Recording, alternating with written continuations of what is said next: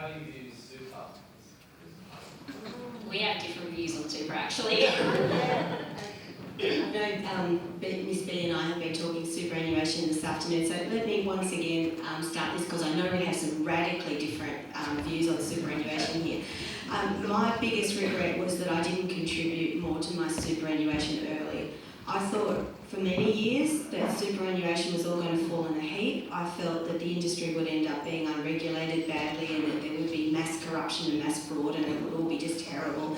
I thought that I knew how to manage my money better than some other fund, and I thought that was crazy. However, what I neglected to do was to get informed about my own superannuation fund. So I'm a Commonwealth Government employee and I have one of the best superannuation funds in Australia that's funded by the Futures Fund. I say second best, my husband has the first best, so we married last year, I married well.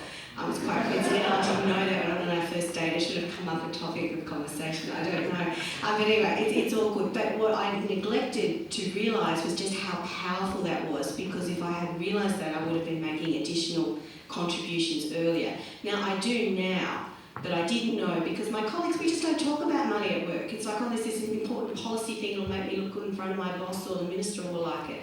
But we don't talk about our superannuation and how important that is. Because if we did, I would have known that after 10 years of service, I could have put in 10% extra of my superannuation and my employer would match that dollar for dollar. I know that now and I do that now. But if I had started making additional contributions much, much earlier, I would have been in such a much better place. And so I wanted to mention that now because of in Australia now the changes now that you can only contribute a maximum of $25,000 per year, which is capped. It is really important if superannuation is going to be part of your strategy to start early because the tax advantages at the moment are huge. They are really phenomenal. You pay 15% tax when it goes in and you don't pay any tax when it comes out pretty much. It's one of the best things you can do. And then the co-contribution scheme, if you have a spouse or you yourself are a low-income earner, are great as well. So the advantages are really there. Now you might think, well, I want to be fire, I want to retire early, so I don't want to wait until I'm at that age where I draw out my super. But also consider a strategy where, say, for instance, you decide to retire at 30 or 40, but then you've got that gap of about 20 years. And then you can get your super. So consider also, a lifetime phase program where you've got parts, reliant on, say, Vanguard or rental income or other things, and then parts that are reliable from super, because it still is incredibly powerful.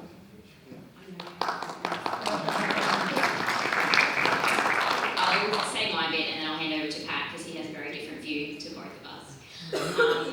So similar to what Serina said, I think it's all about being informed, knowing what your options are, and knowing what your choice is.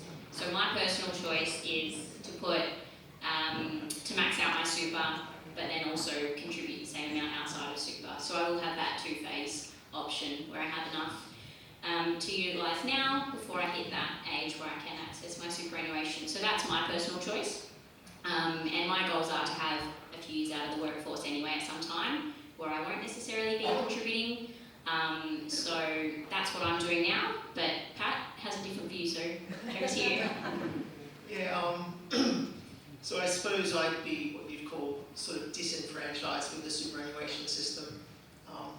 I think we've all experienced multiple changes over the last few years of the super system, the changing of the rules very recently as well, with maximum contributions per year and the pension maximum you put in the pension phase account and all that sort of thing.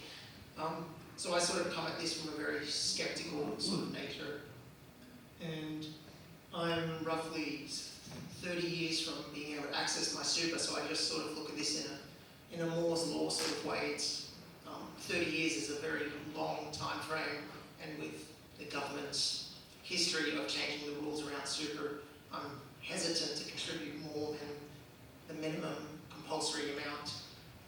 Now that being said, the sort of risk-return profile changes with age, it changes with income, it changes with the tax bracket, and it's sort of personal choice. I don't want to come here and deter anyone from contributing too much to super, especially if they're very close to being able to access it.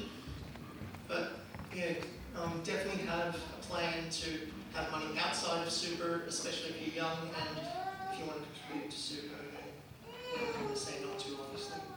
Pat, do you think that part of you making that choice is because you have the discipline to actually save and invest that money outside, whereas some people are happy to do the salary sacrifice because it's kind of set and forget, and then they don't have to worry about it, they can't see the money and they can't access it?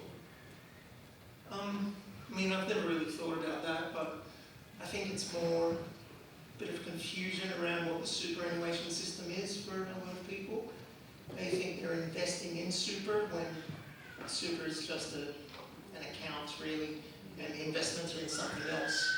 So people contribute to super, they know super's for their retirement, but then they're in conservative options, even if they've got 30-year time frames, and it's just one of those things that if they don't know too much about investing, then it's all managed for them behind the scenes. They get informed. Yeah, it is a personal choice, and depending on your age, you might think of it differently. I personally treated super as a bit of a bonus for later on, or another backup plan, really. But of course, like as Serina said, you can build a portfolio of whatever, if it's properties or shares, live off that, and as you sort of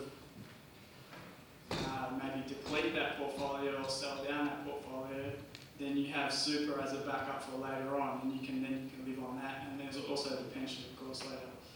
But other than that, it's extremely tax efficient.